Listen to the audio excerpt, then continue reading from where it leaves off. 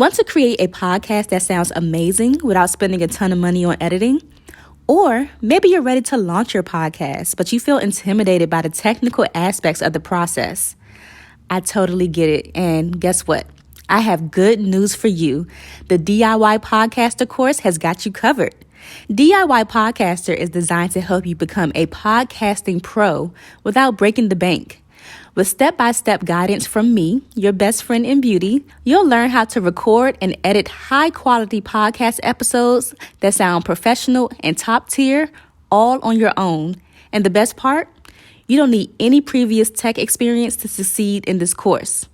With 7 modules plus bonus material, you'll have everything you need to get your first episode recorded and edited in just 1 week. So why wait? Enroll in DIY Podcaster today and start creating the podcast of your dreams. The biggest challenge is to find a customer for your product.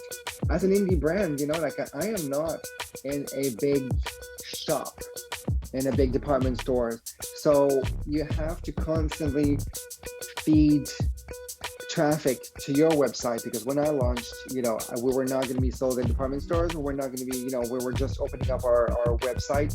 And 10 years ago, having just a .com, I used to get the cold shoulder and sort of like, the weird eye when I was interviewed by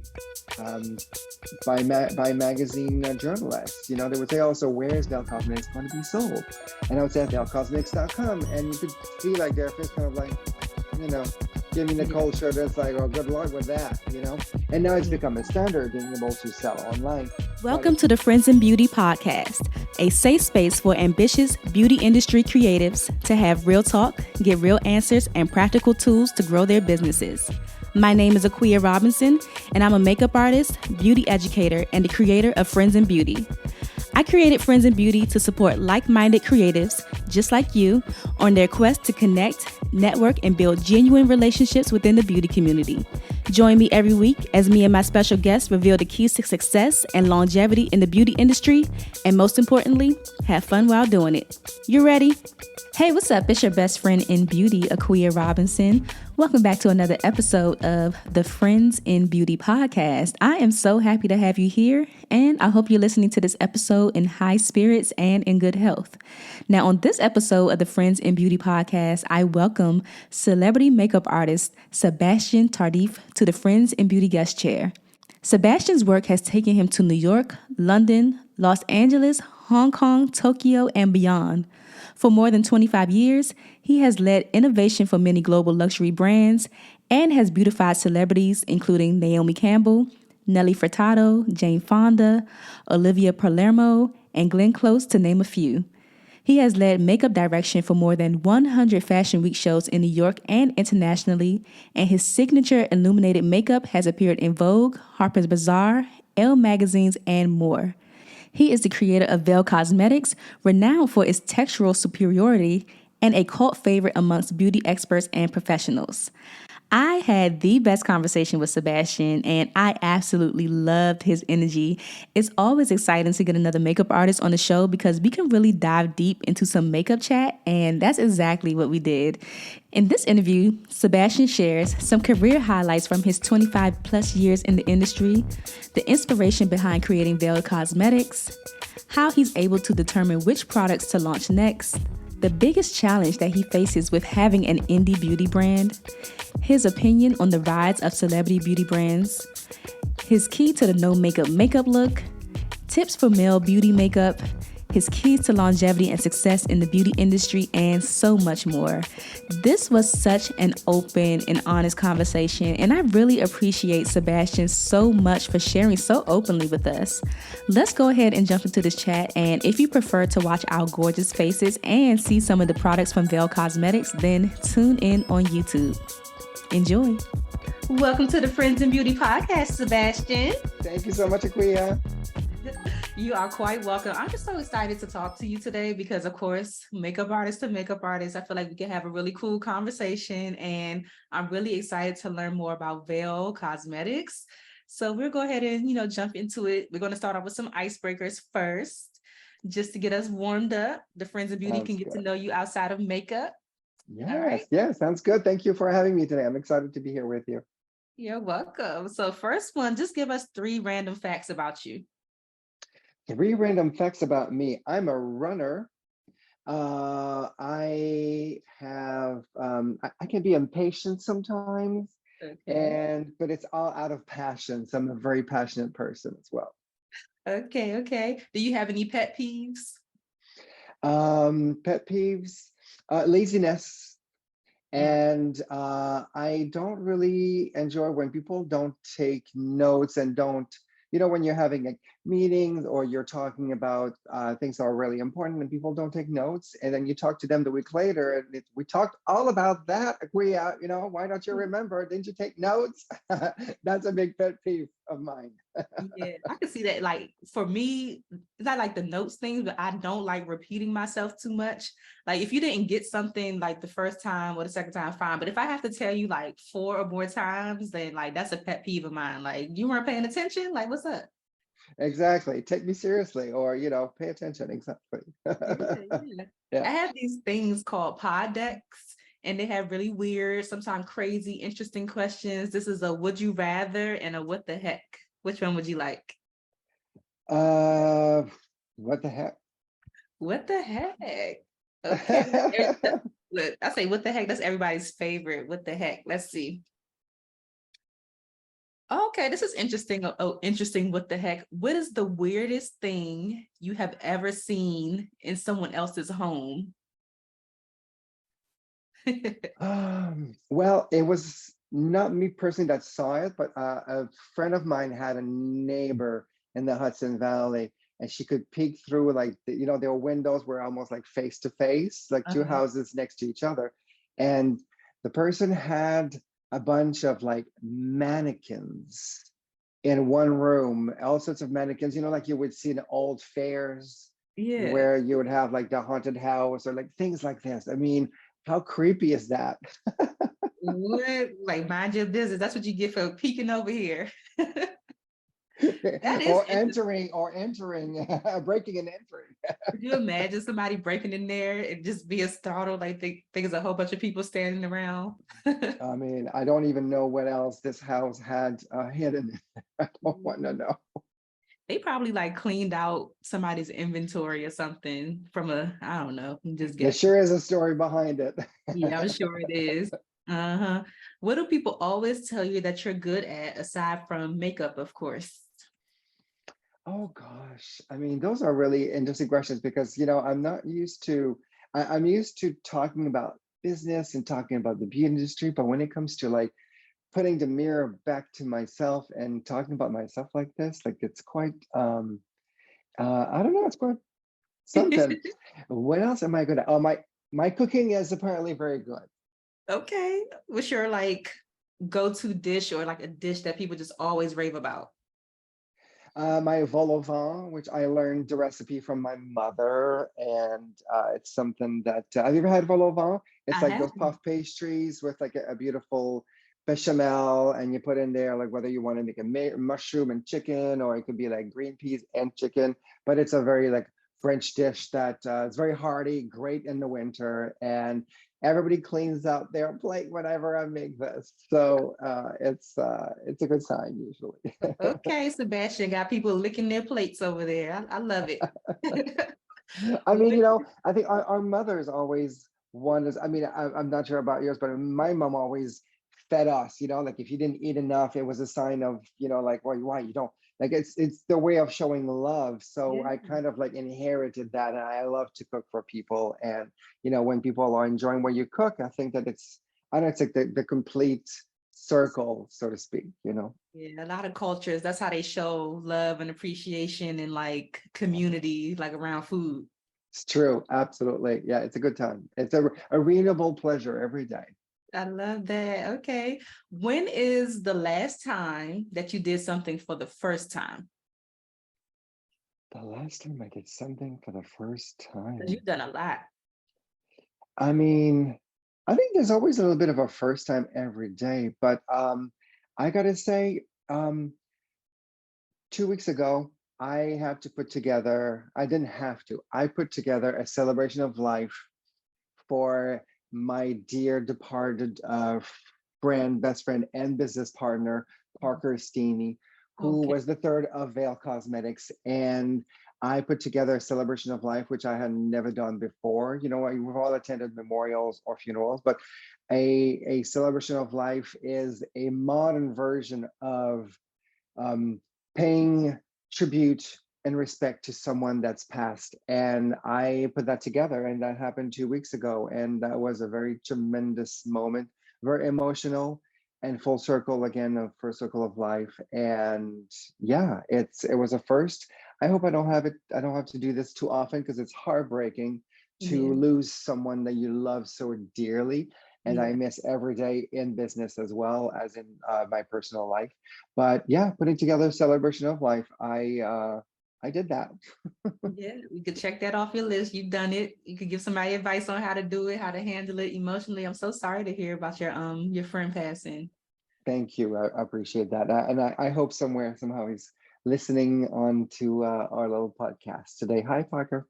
Yes, yes. Okay. And the last one, I just want to ask you, if you weren't the creator of Veil Cosmetics, what else could you see yourself doing? Any other passions? That's another very good question, Akuya. You're very good. You're making me dig deep here.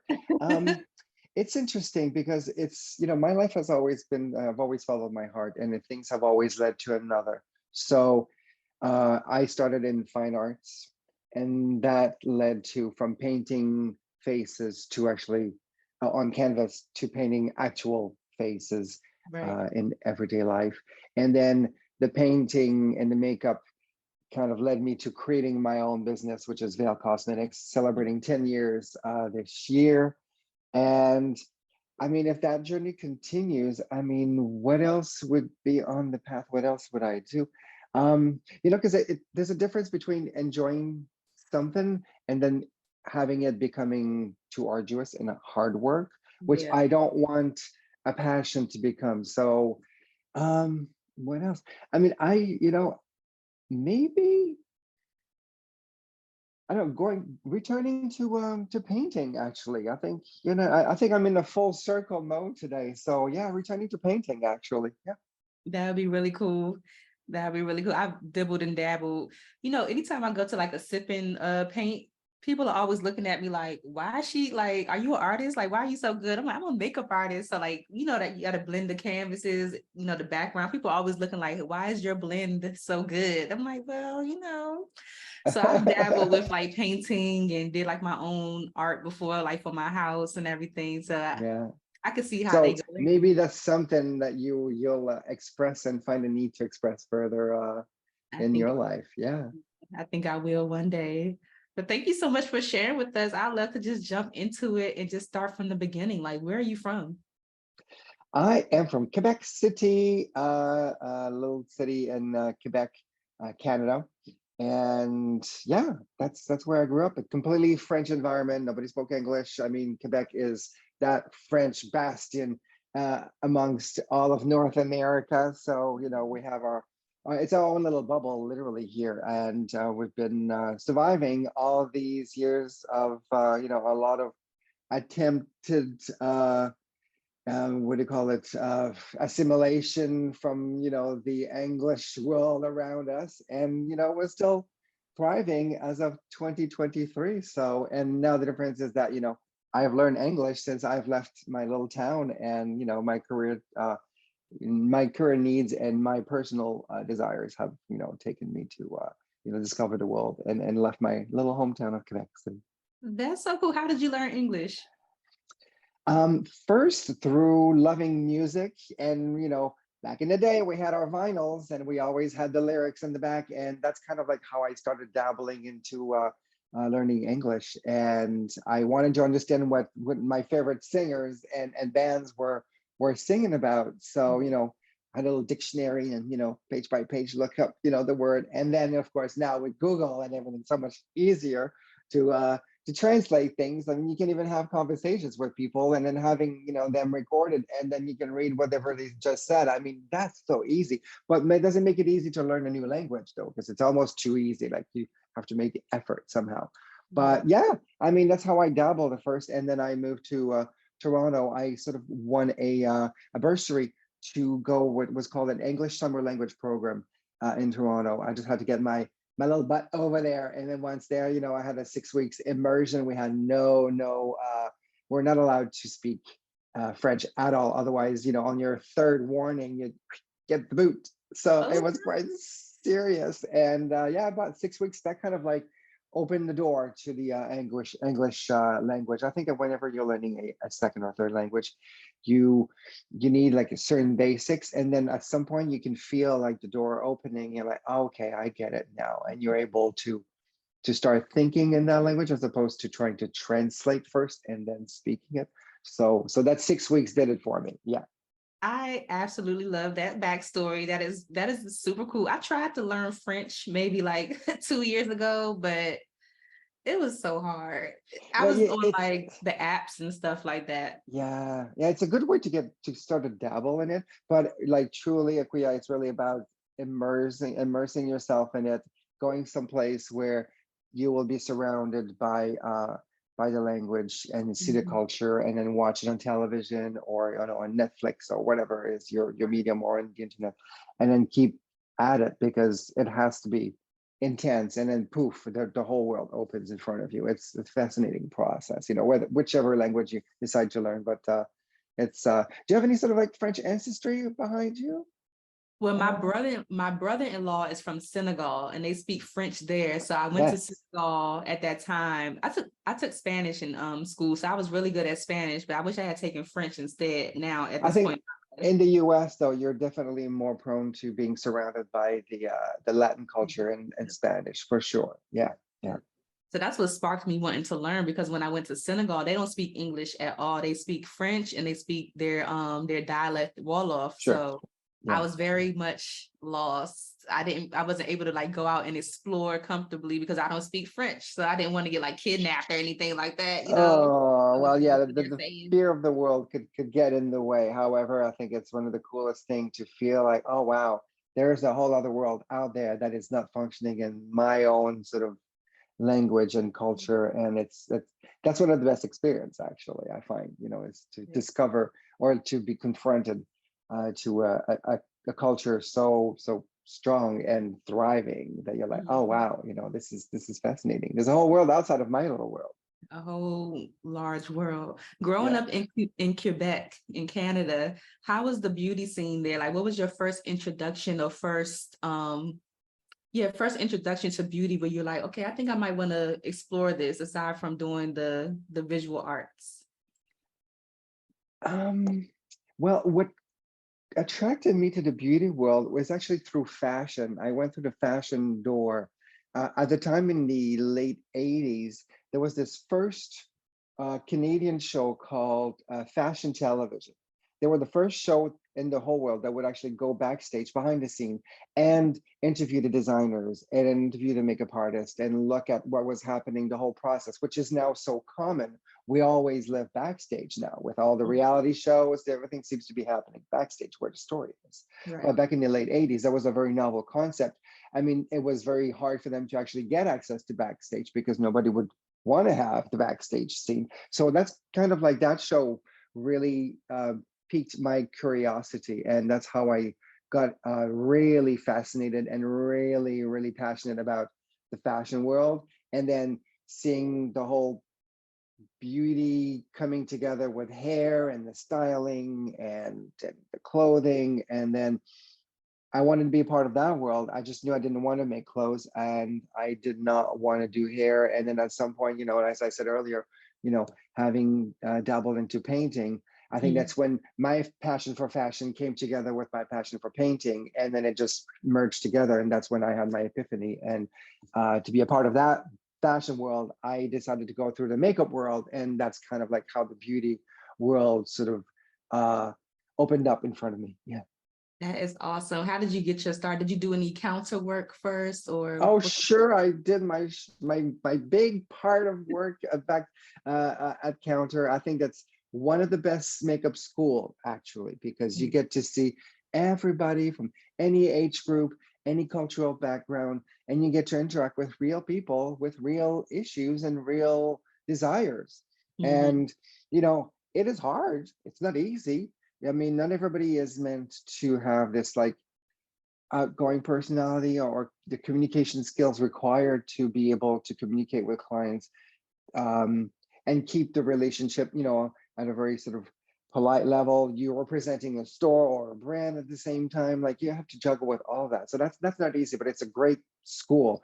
And I learned more doing that than in actual makeup school. I went to makeup school for like a 3 months intensive class. Okay. And I've always been asked, like, is it necessary to get a certification of some sort? I think it's great to sort of get you started where you want to go in the makeup world, but Mhm. to actually practice, there's nothing better than to get going behind the makeup counter and to sell some of it, to Yeah. really get the full representation and the real needs. And you'll learn from your struggles.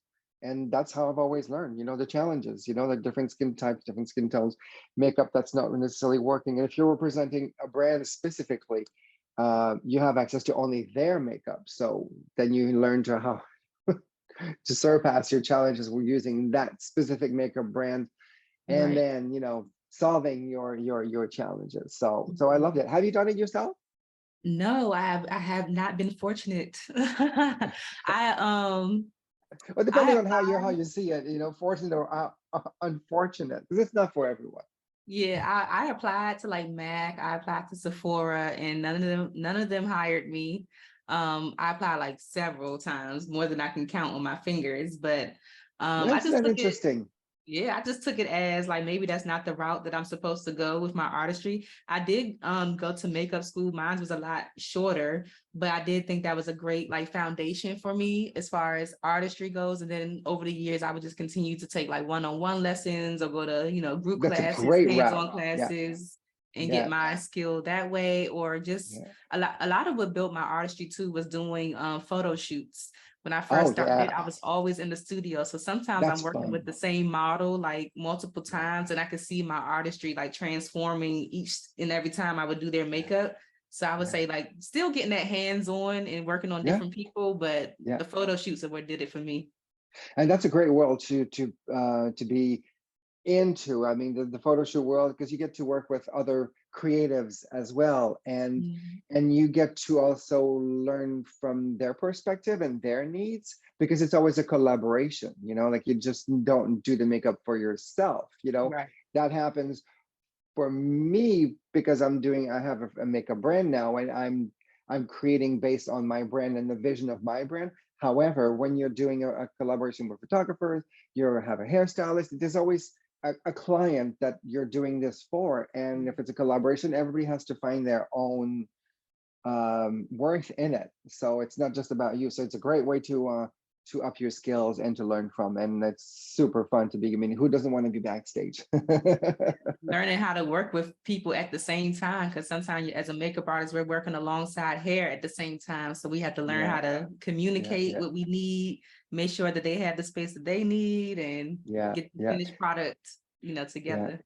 yeah. And it's interesting earlier when you said that, maybe you were not meant to work in the front line when you didn't get those jobs that, for whatever reason.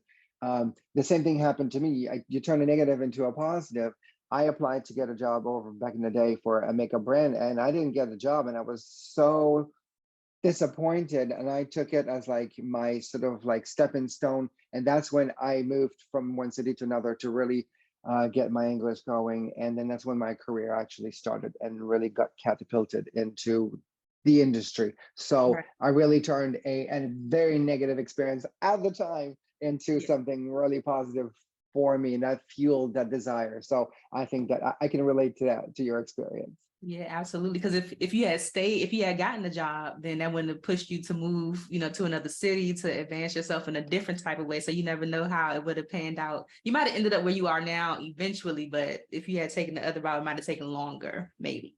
Yeah, I think my career would have been very different if I had stayed to begin with where I was at. Yeah, it would have changed everything. Yeah. Uh, I mean, you will never know.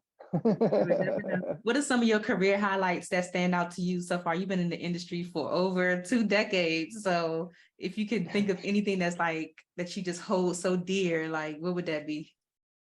Other than Veil Um, Cosmetics. there's there's there's there's a couple things. I think that when I was starting my career, I was working everything, every angle as possible, so that at some point something would have to give. You know, I knew I wanted to work in the fashion industry, but to actually go from working behind the counter to the fashion industry, because you're often regarded as not good enough if you're working at the counter level, which is true for a lot of people working at counter level. I think it's there's a lot of things that you need to learn before you jump from the counter to behind the scenes, because you're not just selling makeup, you're actually dealing with a client, and there's a whole business behind it.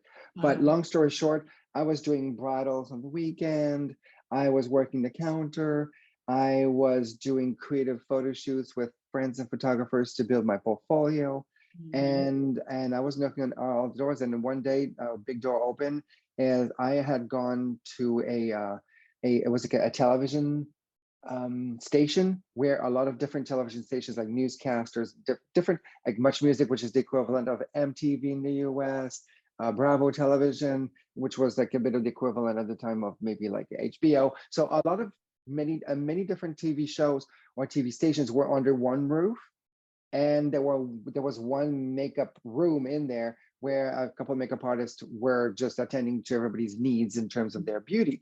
And I wanted to work there so bad because I mean, knowing that a lot of the music stars would converge there to show their music, or to be interviewed on television, like the equivalent of MTV, so who doesn't want to do makeup for all those singers and bands? So I was like a moth to a flame. I needed to work there, and I applied many times there. They did not need anybody, but out of the blue, 6 months later, I get a call and they say, "Are you available? I need you at 5 p.m." It was like 1 p.m. in the afternoon. "I need you today at 5 p.m. My makeup artist is sick."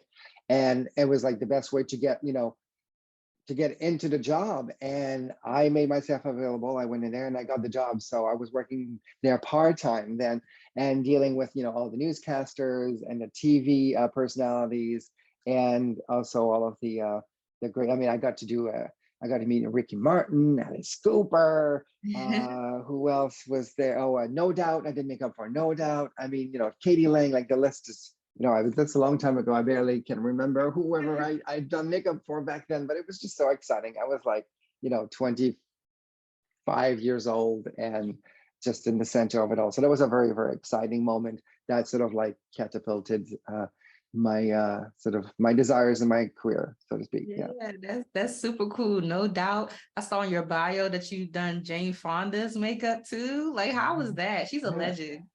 Oh, she was so kind as you think she would be. That was in the framework of back in the 2000s. There was a little show, well, not so little, but it was like part of that sort of like feminist movement, like, reacquiring and owning your body. And it was called the Vagina Monologues. And I don't know if you've ever heard about it, but I think there was like, I don't know if they might still be active nowadays.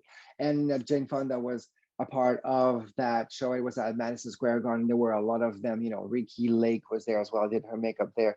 Susie Kurtz. Like there was, I didn't do Oprah's makeup, but Oprah Winfrey was in the house as well.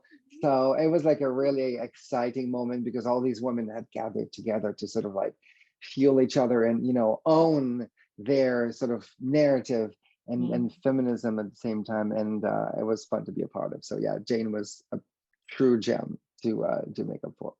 Okay. At this point, like, what is your favorite kind of work to do since you have dabbled and dabbled in several parts of the industry? Like, what is like your go-to favorite thing to do now? Your questions are really good, Akuya. I really appreciate that. I mean, not all makeup are the same. There are so many different levels and things that you get to do. My favorite thing to do in terms of makeup, I think is now doing what I do, which is doing my campaign and my videos for Veil Cosmetics, because I get to expand on my vision and really delve into further like the complexion theme that I've really nurtured for the past, gosh, I would say 15, 20 years, that's been my focus as a makeup artist.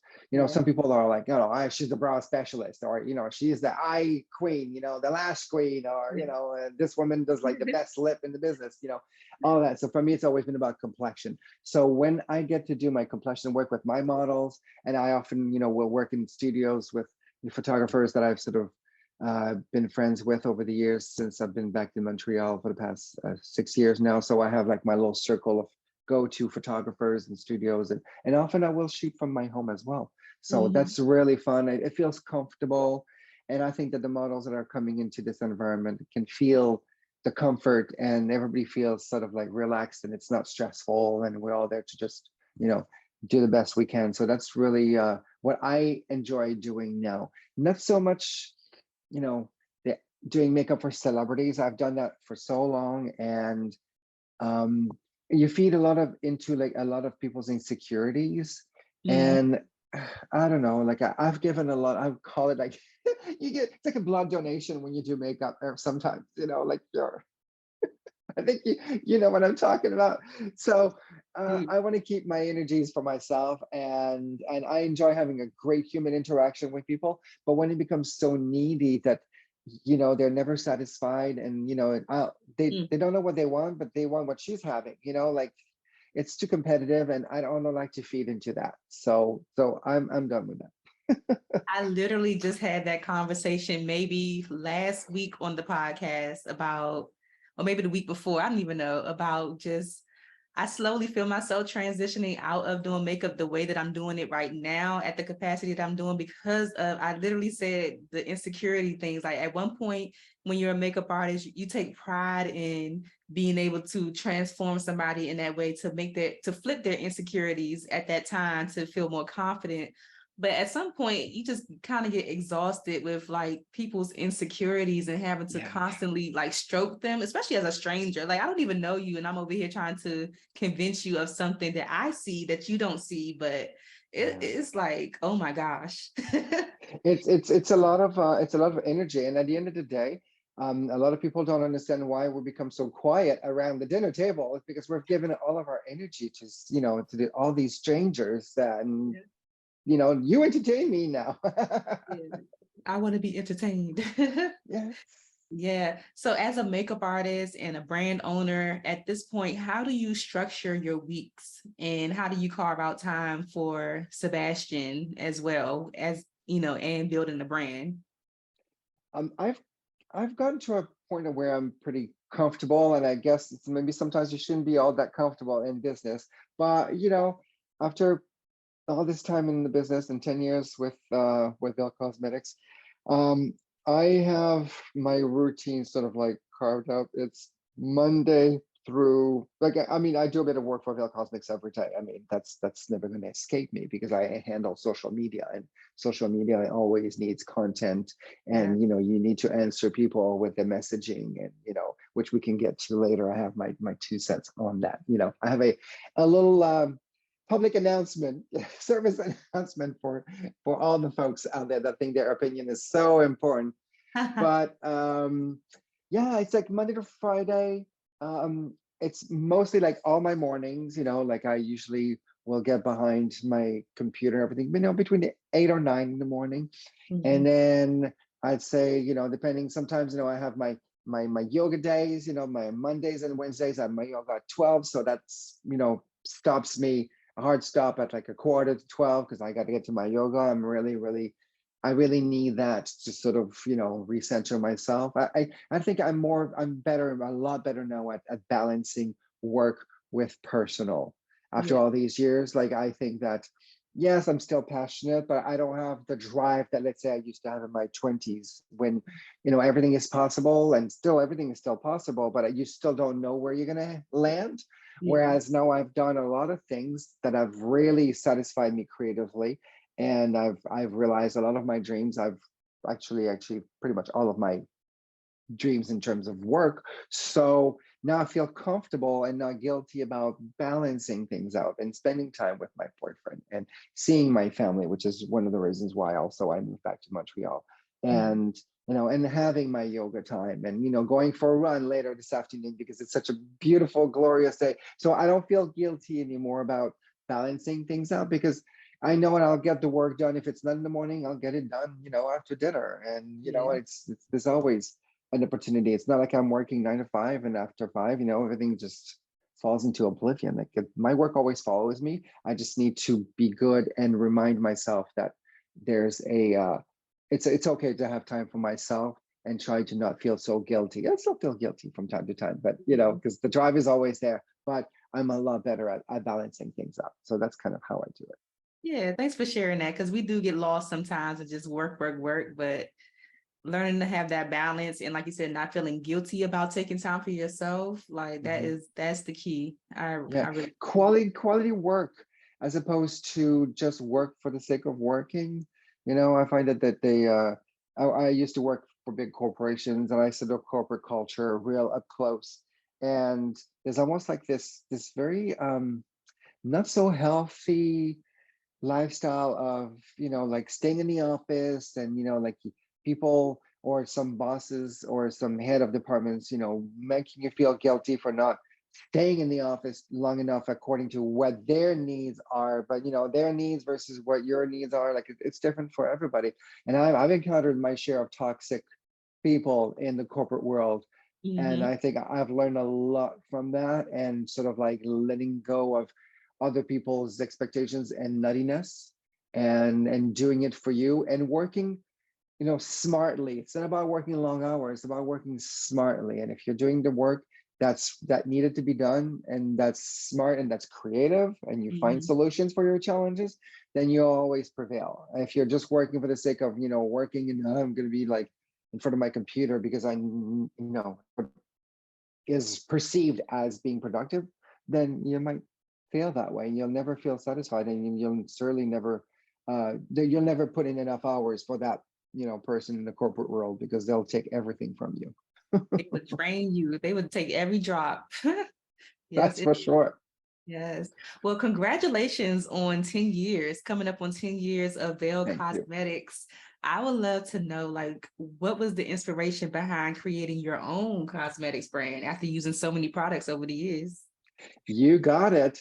I knew I always knew I wanted to have my own business at some point. So of course, when I went into makeup, it became clear that I was going to own my business, cosmetics. But what sort of made it happen is that I think after just like you said, I've tried so many makeup. I've worked with a lot of makeup brands, and it's the challenges of those working with those products that quite not always worked for me, and finding solutions for those textures that might not have been right, or for those combinations. And also, like sometimes you're you're interpreting people's vision because you don't work for yourself, so you're interpreting other people's visions, and so your own vision sort of develops in the background. Well, maybe I wouldn't do it that way, or they're saying this, but I think that maybe I'm seeing that this would work better. So Mhm. all of these challenges have really led me to creating Veil Cosmetics.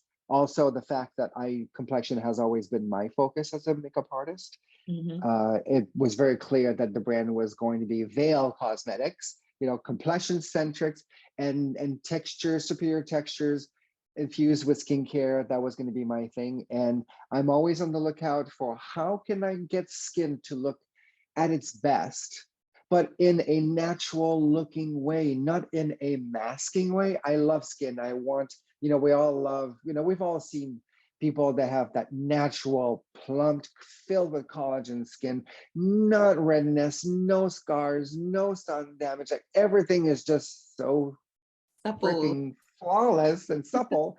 And that's what I try to achieve, because I've seen that skin, and I, my vision personally is to duplicate that skin, and in offering and creating makeup that will help you achieve that, so that it looks like you're not wearing makeup. There are textures that are sublime, that will blend easily, that will disappear, that are imperceptible Mm. for all skin types, that will do good for the skin at the same time, use technology and also great ingredients to create that performance, not just just say, oh, for the sake of, oh, they're just all good ingredients, or it's all natural, or it's all clean. There's a challenge that comes with also that. And I think that we have technology, and I don't mind a good lab creation, in terms of an ingredient, that's safe, that's proven, that's also performant, and that's going to work in the makeup. I'm not afraid of that. And I think that's something that needs to get back in the conversation and narrative, because everybody's jumped onto the clean bandwagon, which implies that what else is dirty. I mean, it doesn't make sense. It's technology. And yes, there used to be toxic ingredients. And I think maybe it took the counterbalance of the clean movement to bring it back to a nice middle ground where you can use technology and those lab-based ingredients and with the natural Mother Nature's, sources, and then create those great performing brands.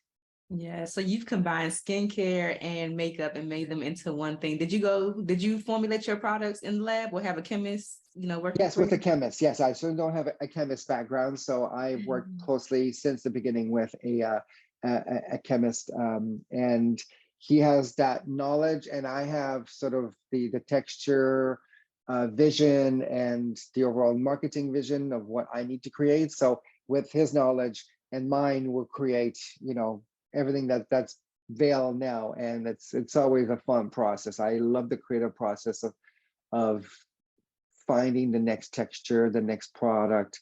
I have a new launch in the fall, which I'm not going to say anything about, but we're launching something big and something new in the fall. And that was the last 2.5 years, if not 3 years of my life, that's been sort of really focused on creating the next launch. And it's not as easy as people think it could be, creating new product, because there are sensitivity issues, and I'm the most sensitive person around that I know. So if it doesn't work for me, then I know it might not work for some people. So if it works on me, I know it will work for most people. So following those things, it's a fun process, and it's a very selfish need at the end of the day. I like to create things that will work for me, and if it works for me, then I hope that it's going to work for other people at the same time. Yes. Okay. What products did you launch with when you first created Veil? Complexion Fix. That is a little dream worker. I created Complexion Fix because I have worked a lot behind the scenes at Fashion Week, and time is of the essence. And if you're working on set, the photographer always needs the model yesterday. You never have all the time in the world. How much time? Exactly. How much more time? Exactly.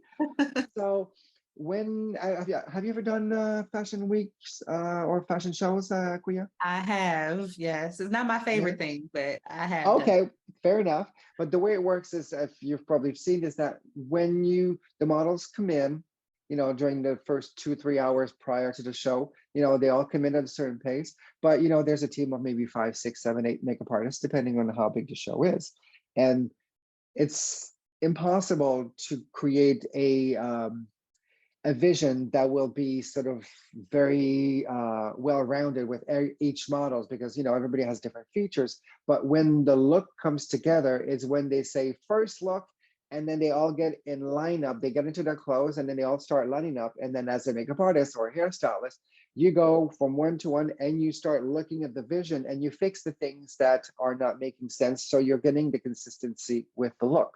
So my dream product comes in, Complexion Fix, to fix the complexion on the go when you are in that lineup. So I could put these, all my colors in my tool belt, and then whichever color I need, put it in the back of my hand, do little fixes and touch-ups, and then get going. Because bottles of foundations, that's a home thing. You don't have time. You can't carry all of this when you have like your little pouch of touch-up, the touch-up pouch, right? That's an art in and of itself. to be able to secure in that pouch the very only essential products that you will need, that you'll be able to handle on the go.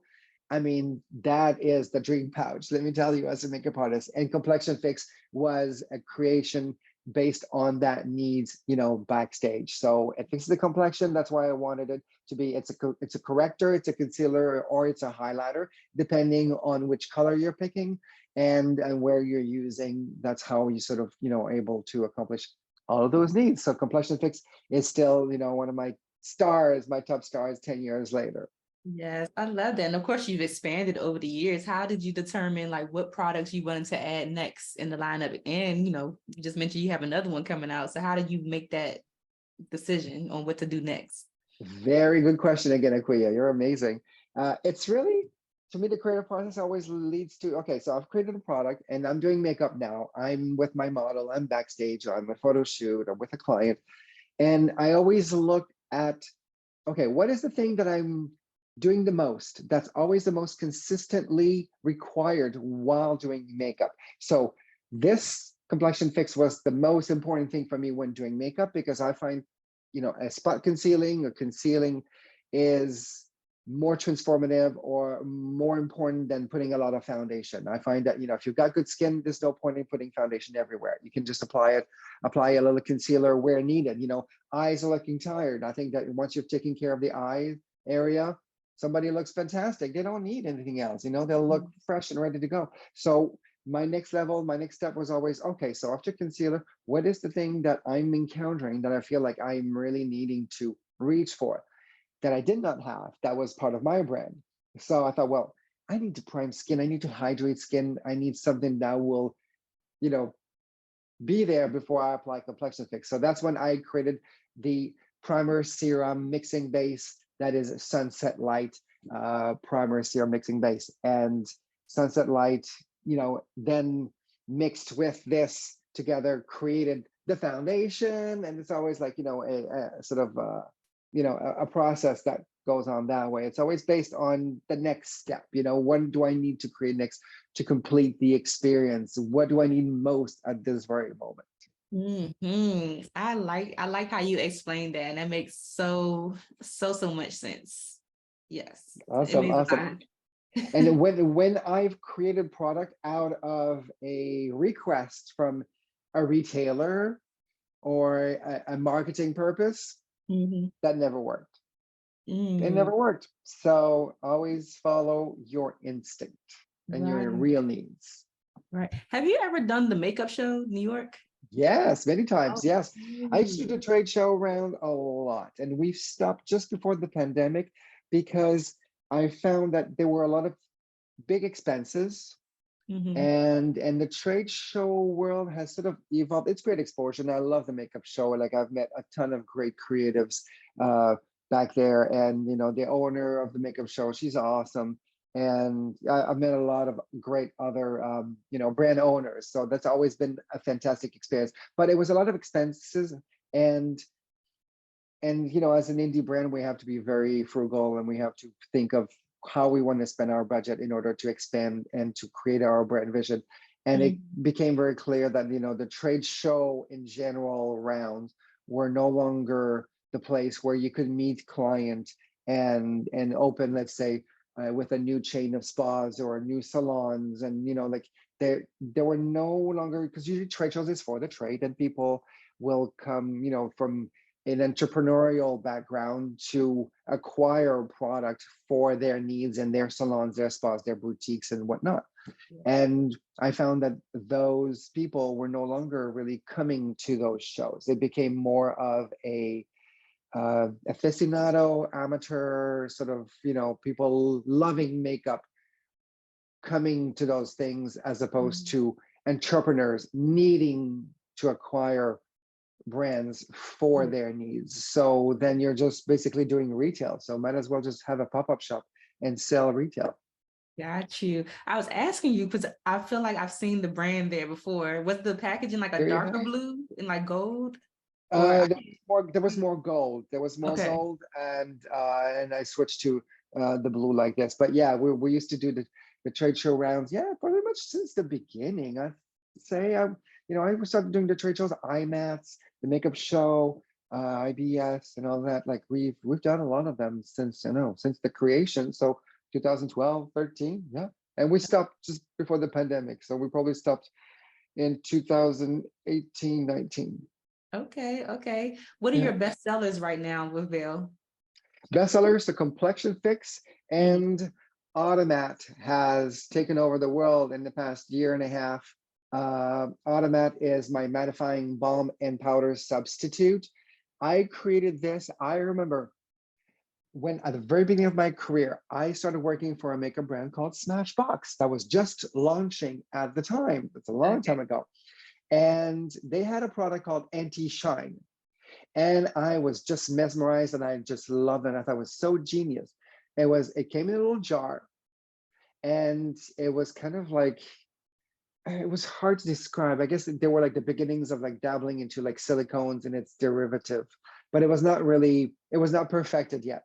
But I just remember like putting this, you would put your finger in it and then you would just apply this on the skin. So it would blur, major blur, and it would, take away the shine instead of, because we always just knew about powder to take the shine away.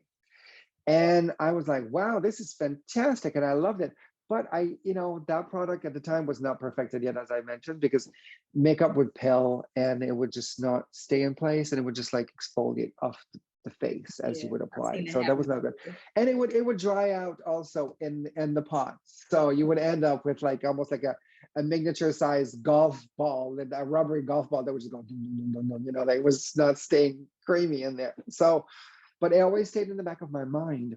And as I am so perfected and so focused on complexion, over the years, having worked with a lot of photographers in, micro and doing close-ups, I've learned that powder is your enemy. If you're putting powder when you're doing a close-up, that's when they have to retouch a lot. And the photos become really, really artificial looking, because if there's too much makeup, there's too much powder, you don't see skin anymore. And then they need to retouch a lot. And then it looks like plastic. So that's how I learned, my focus on skin. And then powder has become, for that reason, a product that I don't enjoy using, because I know it will take away the skin quality that I'm looking for in a close-up. Because I mean, oh gosh, did I enjoy doing beauty tutorials with a big close-up on the eye, a big close-up on the mouth area. And then if you really look close up, then you can see like all the excess makeup in the creases, peach fuzz, powder on the peach fuzz, like everything.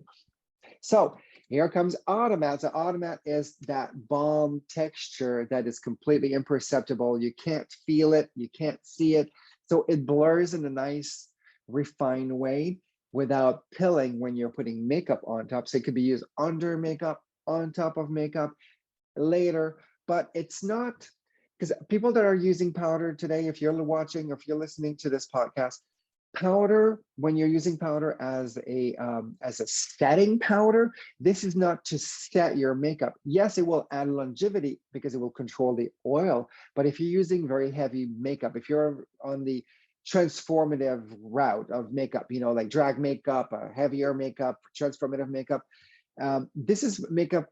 Automat is for people that enjoy a subtle, no makeup to really celebrate skin. So when you're doing these other types of makeup and you need to set makeup, this is not going to work, because you're putting so much layers already. And this is meant to be like a great subtle, touch up, or a great touch to celebrate skin, to keep it integral as opposed to covering up. And that's why I call my brand Veil as opposed to Mask.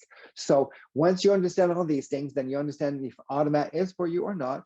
And if you want to set heavy makeup with powder, you're not going to be able to replace, with Automat, because Automat is not going to gel well with a lot of heavier, oilier, waxy texture. Like it's you don't have the subtlety anymore. But yes, you can use it underneath all that makeup as a primer, so that you get the blurring and you will absorb oil, excess oil production before it gets to the surface of the skin. So that's my little Automat. You can use your fingers, dab it on. You can use a sponge, or if you're a makeup pro out there, use your little spatula, take a little on, put it on your makeup palette, warm it up a little bit, and then you can apply it with a brush or with a sponge and dab it on.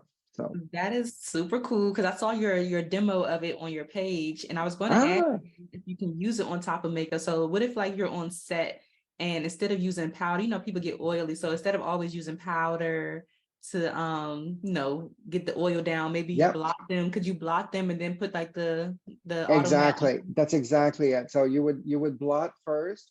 If you're on set, I was a real professional, we like to blot the excess, and then there's still that little excess shine, and also blotting sometimes will take away some of the makeup. So what I love about Automat is that it does not disturb existing makeup. As a professional, that's why this is so popular within the beauty industry. Professionals that are working on film, that work with 4K, 5K, 6K, like all the very, very close-ups, men grooming, because we don't want to see too much makeup there. So It really is great on top of makeup because it does not separate makeup. It keeps the integrity of your makeup, and it will just blur it and keep makeup into place. So you can use a flat brush, like a flat concealer brush, to sort of like deposit it where you need it, on the eyelid, under the eye area.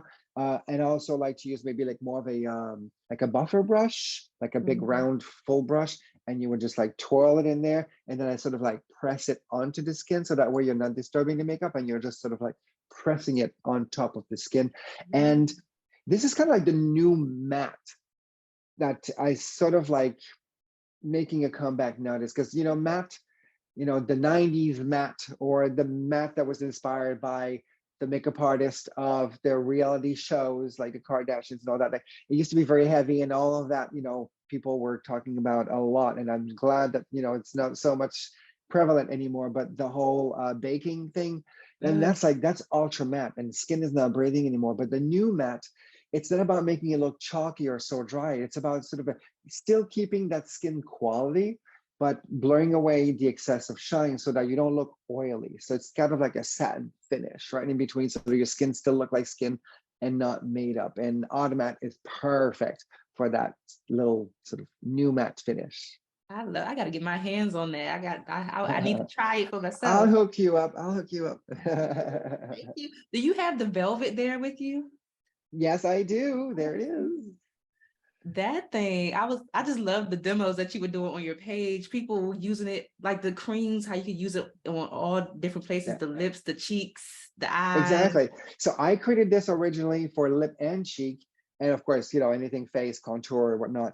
But I ended up using this by needs, on the eye area, and it looks so wonderful, and it just looks so natural. It just adds that little spark to the eye, and it's really like for any features on your face, truly. And interestingly enough, that you're talking about velvet after Automat, the texture of velvet was inspired by Automat. So those are balm colors. And it's that same texture, just a slight bit more emollient, so that you could get an easy blend, but you still get a blurring. It's not sticky at all when you put it on the face. It's great for any skin types and any skin tones, because all of these colors, whether you mix them together or use them individually, look great on any skin tone, whether you have like really rich, deep, melanin skin, or you have a nice pale sort of porcelain tone. And they're so easy to blend, and the pigment is not harsh like you can get sometimes with powders. Sometimes with powder, you apply it so much and by mistake, and you're having a hard time trying to fix that. With this, you can just blend away, and it will always be your friend. It's never an impediment to your makeup application. So I love my little velvet lip and cheek, face, and eye colors. So 6 colors in there. You have your pops, your bright pops, and then you have your more middle ground, more natural tone, and then your almond sort of like neutral tone in the middle. So those colors will all look very ravishing on you as well, Akria. Yes, I hope y'all are watching on YouTube so you can see the actual products. If you're listening to the audio, tune in on YouTube so you can see. They're just so yummy looking. I just love the packaging and everything. Thank you. And then that texture, the formula itself, the balm texture, it's great because if you're only aware of the cream textures, creams can often feel sticky afterwards, and you feel the need to apply powder on top to sort of like make them smooth. If you have long hair, it sticks to your face, and it's like creams on your lips, like things can get stuck to your lip or to your face. And this is the balm texture that I have created here is really revolutionary in the sense that it just feels comfortable. Makeup does not have to feel like you're putting a layer on top of another layer. And that's what I learned as a makeup artist over the years, is that a lot of my clients were criticizing not my makeup necessarily, but when I was introducing them to makeup that I was selling, that oh, that feels heavy, oh, that's sticky, and that always struck the chord with me, because I remember being also on the receiving end of some educational seminars, like you're picked as a model, and they do makeup on you, and then you're just sitting there, and I would look at myself in the mirror like, oh my God, there's so much makeup, but also it just felt like, and you're in Washington, D.C., you said, right? So humid weather is no stranger to you. So humid weather and heavy makeup is just a recipe for disaster. It They don't just mix. feels disgusting, doesn't it? Mhm. And I So love when I have my clients and they tell me like, oh, it doesn't even feel like I have anything on my face. Like it feels so light. It feels so natural. I'm like, I like that. that's a compliment as a makeup It artist is. It really in is. my book. But that's my whole vision. It's like airy, light textures. You can forget about the makeup. You can be sort of not transformed, but you can be beautified and sublimed without having to wear a lot of makeup. And there's a time and place for everything. And I love a good transformation, believe me. Like I've dabbled in that. And when I started my career, and I think as makeup artists, when you start, you enjoy putting makeup on, like Mhm. heavier makeup and very colorful and transformative. And because I've done all of that, I think now I appreciate the the it requires a lot of knowledge and a lot of understanding to be able to realize and to achieve a makeup that's extremely lightweight, that will be long wearing, and that will make somebody feel comfortable. People don't realize that it's harder to do natural makeup, like no makeup, skin light makeup, than it is to like, Amen. beat it on there. If people don't realize that. Absolutely. You're 500% right. Yeah. And also in developing your products, like what was the most challenging thing that you had to overcome in the process of launching or just being in the brand now? Any challenges that you have to overcome? The biggest challenge is to find a customer for your product. As an indie brand, like I am not in a big shop, in a big department stores. So you have to constantly feed traffic to your website, because when I launched, we were not going to be sold in department stores. We were not going to be, we were just opening up our website. And 10 years ago, having just a .com, I used to get the cold shoulder and sort of like, the weird eye when I was interviewed um, by magazine journalists. They would say, "Oh, so where's Bell Cosmetics going to be sold?" And I would say at bellcosmetics.com, and you could see like their face kind of like, give me the Yeah. cold shoulder. It's like, oh, good luck with that. And now it's Mhm. become a standard being able to sell online. But it's nice to have a bit of a balance. But again, finding a client for that new product is the biggest challenge, because you're talking to yourself at that point, unless you invest in in publicity online, on social media, and getting people to see the product. If you have content creators that will use the product and show it to their followers, and what used to call also influencers, and people that have a big audience that will let them show. But it's now that world is so saturated, and if you don't have big budget, nobody will talk about your product. And it's fascinating. I think people are starting to really realize that the people that they love, that those influencers, they get paid to talk about product. They will not talk about anything. Of course they'll love it, if you give them Yeah. $20,000 behind the scene. So, and this I wish there was more transparency in the process, because a lot of those viral product, they paid for that virality, let's face it. Yeah. So as an indie brand, that's another challenge, is to be able to compete, because since the pandemic, it's become a lot more competitive. It costs a lot more money to be able to be seen, even on Amazon, to be seen on the internet, to be seen on social media. It takes a lot more money and a lot more budget, because all the big companies that could not sell in the stores anymore because those stores were closed, they all jump in my backyard as an indie brand, and now all the costs have risen, and it's a lot more competitive. So that's the biggest challenge. I am so happy that you mentioned that, because I was going to ask you, like, as an indie brand owner, like, how do you feel that you compare or stand up to the competition now, even with like all of the celebrities that are constantly coming out and like launching their own like beauty brands, skincare brands, and everything? Yeah, Like, it's a lot now. it is a lot. It's the pandemic has really brought this tsunami of celebrities feeling the need to sell their byproduct. And I'm hoping that there's a bit of a start of an epiphany also on the public side. But it's, you know, why would you buy things from somebody that just because they're a celebrity, because they're known? It doesn't make any sense to me. Buy from people that have the experience, people that have worked in that business, and that have your best interest at heart, not because they need more of your hard earned money. They already have their billions. Why do you need, to sell another makeup line or skincare line when you already have like all those million? I don't understand. So that's a big challenge. So how do I, Parker, who's, we just mentioned earlier in the podcast, and my business partner and best friend who passed recently, always said to me, Sebastien, you will always have creativity, and nobody can take that away from you. So that, as an indie brand, is what is my strength, is what my force is my creativity, because a lot of the bigger brands will always look at smaller brands like mine to copy and to get inspiration from. Because I used to work on the big corporate side, and those product development meetings were always about, all right, so bring what your favorite products are right now, and everybody would bring their product, and then they would copy whichever felt like it was the most, brilliant idea. That's how the big brands work, and all those celebrity makeup brands work. But when it comes to an indie brand, it's a true need from a true makeup artist that's been in business for a long time, that does makeup and that sees a need for something that he does or she does. And that's how my products are created. And then that's, that will always be my strength. So thank you, Parker, for, making me realize that early on in my career, so that I can feel secure in what I have to offer. I just have to have enough of a team and a budget to be able to get it known before I get scooped by another brand. Absolutely. They can't take your creativity away from you. So I have a never have I ever question for you, if you're down. So if this ever,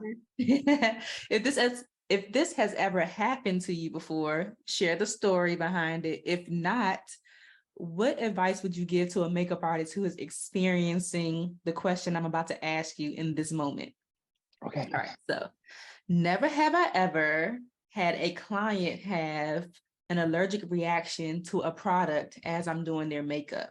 Has that ever happened to you before? It has happened to me before. Absolutely. Yes. Oh my God, what happened? So, actually, it's happened with, I had just newly launched my Sunset Light Primer, and it's a serum. So the actives in there are from an actual serum perspective. So it's not just marketing level, it's actual serum level. And I have an extract in there, cinnamon bark extract.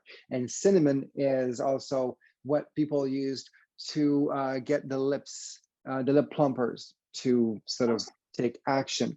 So we had to lower, long story short, the cinnamon bark levels into the primer because it's a plumping agent. But there was, in certain cases when people were very sensitive, so the plumping got people to have like red, like they were feeling a heat sensation on their face, pretty much the same way people will get their lip plumper to feel like, oh my God, my lips are feeling like all tingly and warm and everything. So imagine that, but for the face. So we had to, I went back to the drawing board with my chemist, and we lowered the level of cinnamon bark into the primer, and that was then the end of that story. But at first, yes, and I'm surprised because I didn't experience it myself because I'm super sensitive. So that's why I thought, okay, well, we have the right levels of cinnamon bark extract. But yeah, I remember that specific client got like, red spots on her face, and it would just go away after 5 minutes. It's not like an allergic reaction. It was more like a reaction to the plumping ingredient that is cinnamon bark extract, because it gets blood to flow into the skin, and that's how it has that plumping aspect to it as a skincare ingredient. So it was, nobody likes to see red spots on their face, like, but not like, like red blemishes, more like, big, red. I was like, whoa. So, and then I would fan them a bit, and then they would cool off and be like, okay, let's just put some water, and then we'll, move on. So that was uncomfortable. But again, I learned from that experience and created an even better product based on the sensitivity that people were encountering. Yeah, if that happens to someone, especially like a new makeup artist, they would probably be shook. But like, if that's happening to somebody in the moment, like, how would you like instruct them, or what advice would you give them to handle that situation professionally? Keep your cool, because anybody can have an allergic reaction to anything. It could be food, it could be makeup, it could be anything. And so keep your cool. Nobody meant that to happen. So you just say, okay, so the first thing to do is to actually just remove what's been applied on the face. And the best way to do that is to actually apply also a cold sort of compress to the face. So I had like water with cotton pads and sort of like press that onto the face, and that sort of like calms the situation, and you remove it. So then, and then, I mean, if it exacerbates, of course, you would probably recommend your client to, see their doctor. But keep your calm, because, obviously nobody intended to create that situation. And by being honest, to say, oh, well, I use this product, and there's this, let's look at it together. Maybe there's an ingredient in there that you did not know that you might have a sensitivity to. So it just face the fact and not pretend. Because if you pretend that nothing is happening, then that's when I think it's more infuriating for the client that's sitting in the chair to like, well, I'm not crazy. Like, yes, I'm having a reaction. Yes, it's, so you acknowledge what's happening, and you do the best to sort of like keep things, and you sort of try to relate with the client to say, oh my God, I've experienced that before. I understand. I'm so sorry it's happening to you. Try to create a bit of a empathy in the chair. That goes a long way.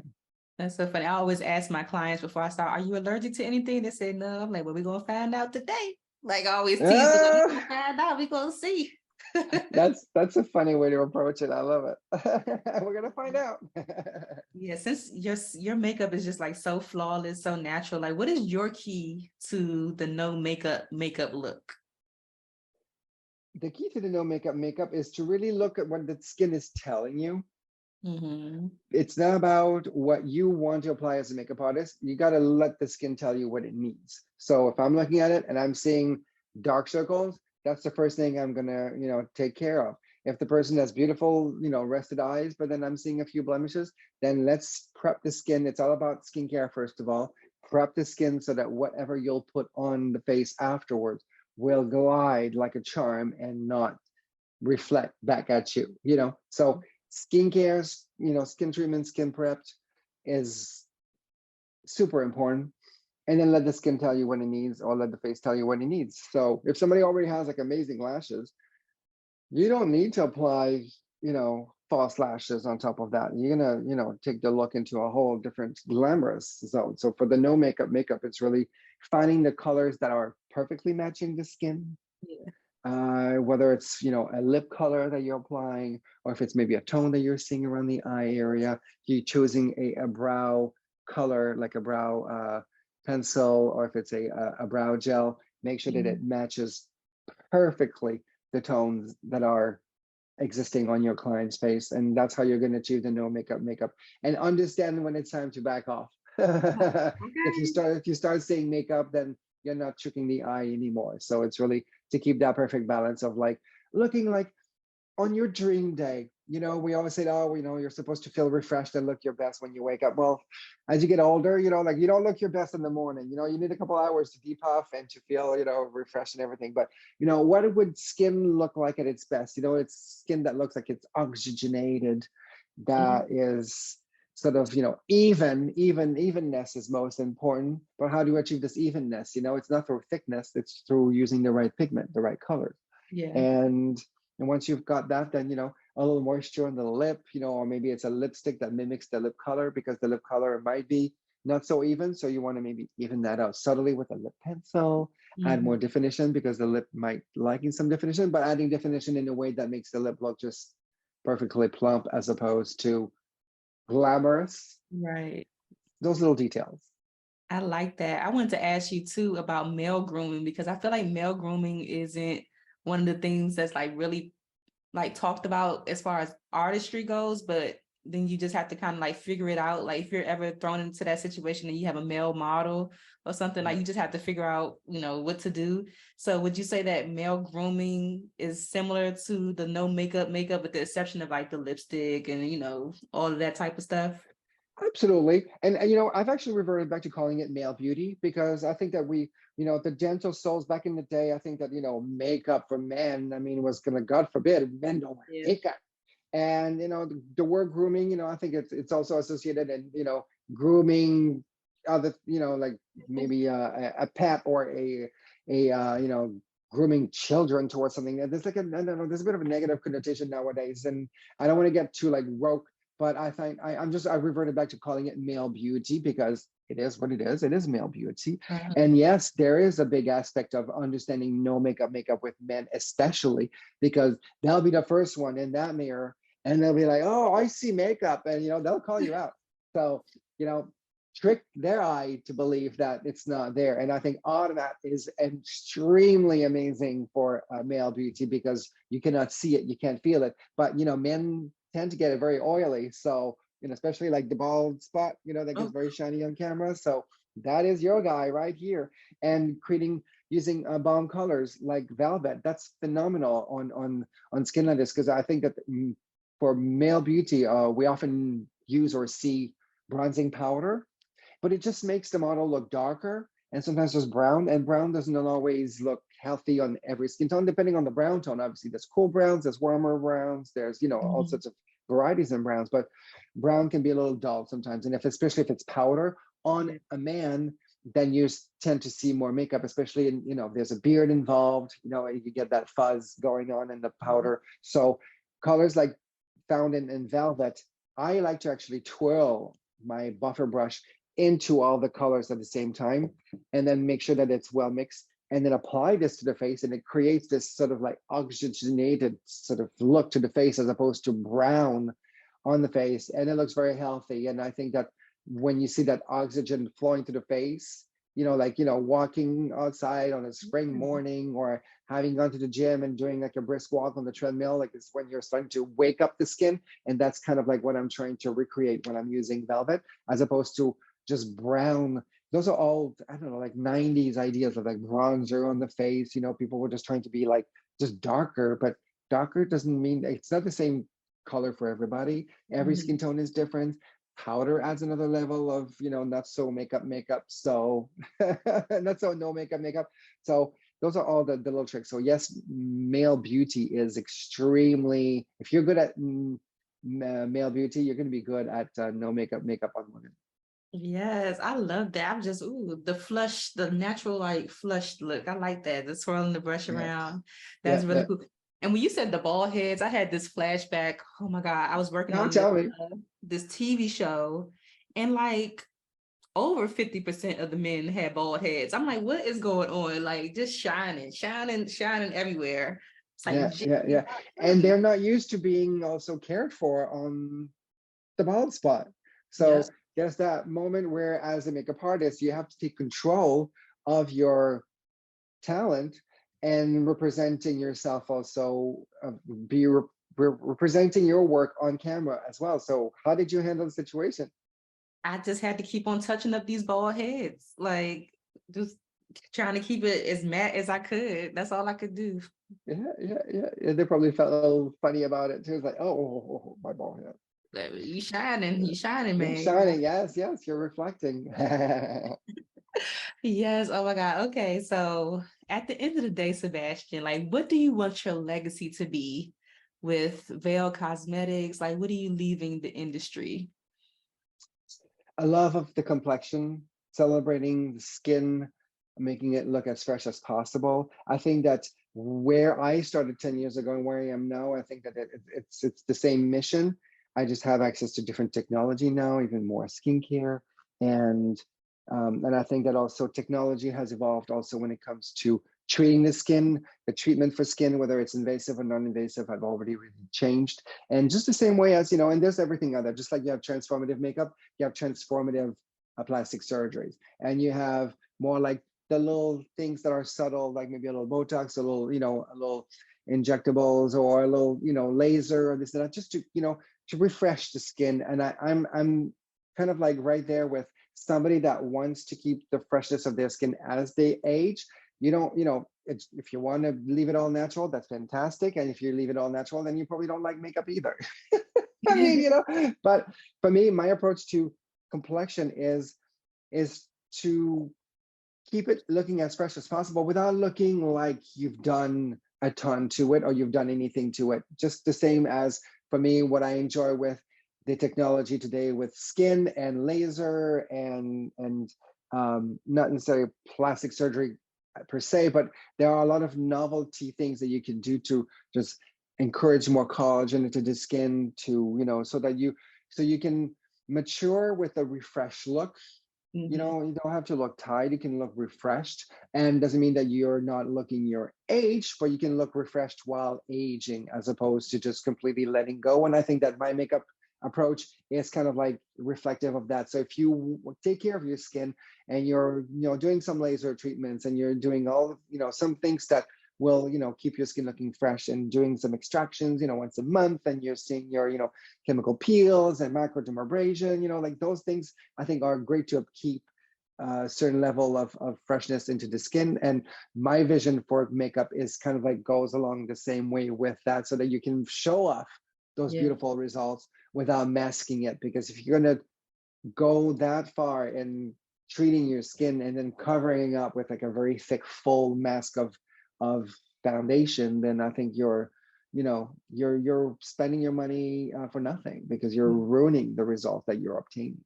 So Yeah. so that's Okay. my legacy, you know, like I hope that people will understand and see that, you know, Veil is your best friend when it comes to enhancing your complexion in a very healthy way without, you know, transforming. We don't want to mask your glow. We're just here to enhance it.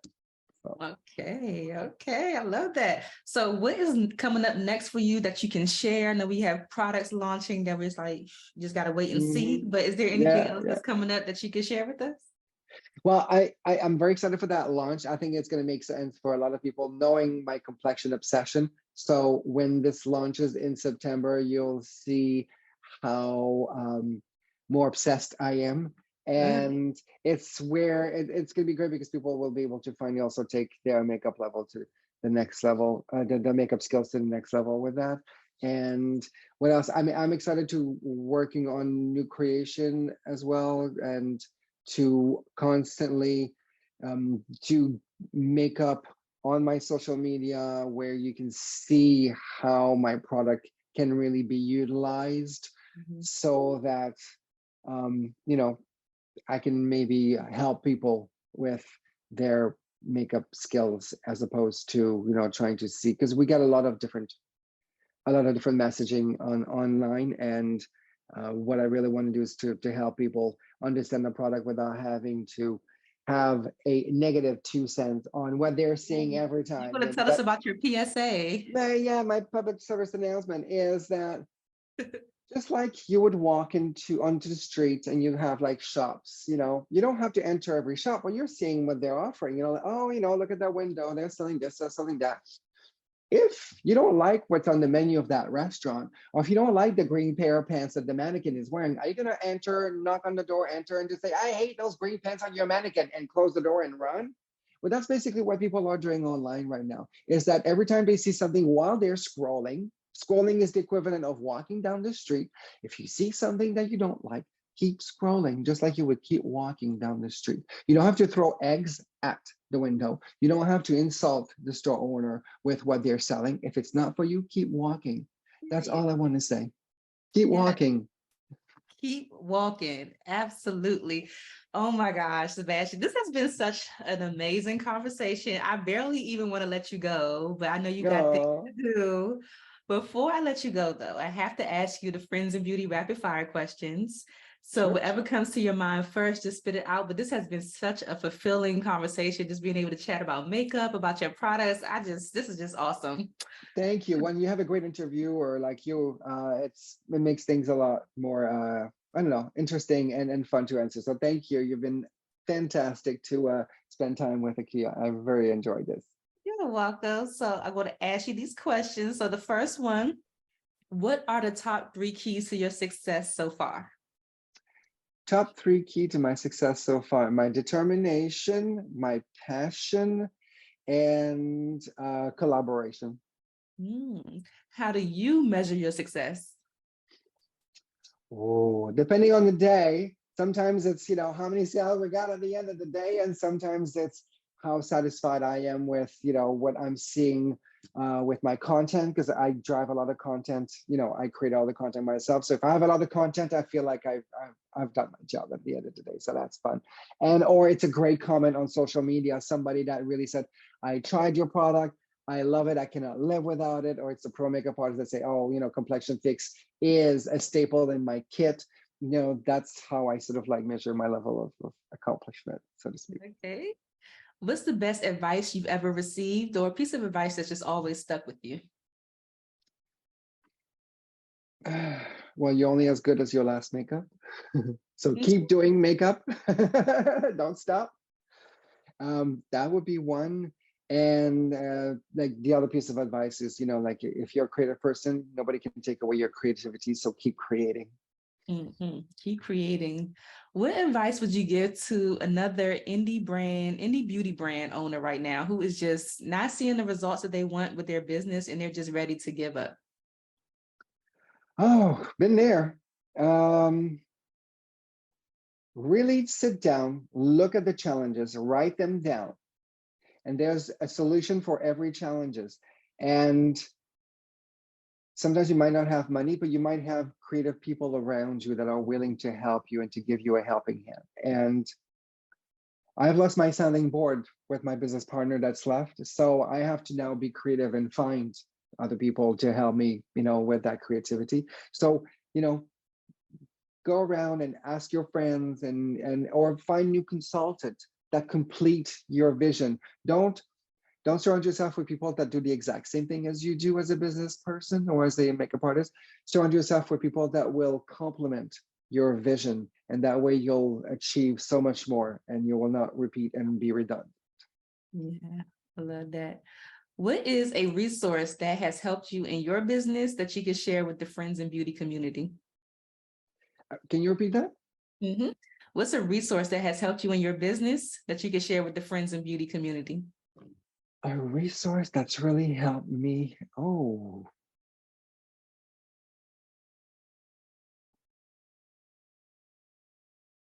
Well, I think that having been part of the business of the beauty industry for a long time, and earlier when we first started the podcast, we talked about working in retail, working in the front line. For me, I think having had that experience, it was a resource in and of itself because I was able to see the behind the scene of the beauty industry from that vantage point, and I was able to accumulate, the sort of like the point of references or what things I wanted to achieve with my own brand. So being a part of that world for me was like a resource in and of itself to be able to project myself in the future and achieve the things I wanted to achieve as an entrepreneur. So if you're a starting makeup artist, I would say, yes, go ahead, go work for a corporation. It might not always be easy, but you'll learn a lot. You will learn a lot.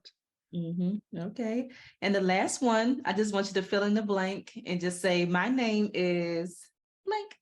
And the key to longevity and success is whatever you think it is, Sebastien.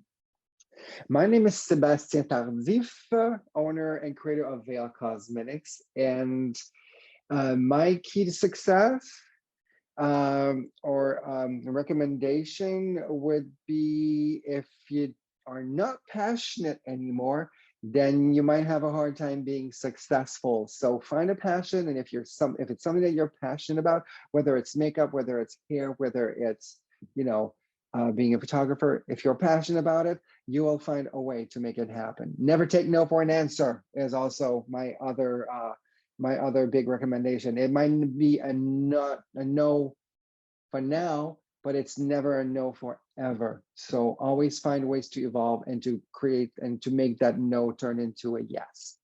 Yes, this has been so great. Before you go, please share your social media, your website, however you want people to connect with you, get these products, put them in their kits, leave recommendations. Oh, that's awesome. Well, veilcosmetics.com is the website where you can find everything.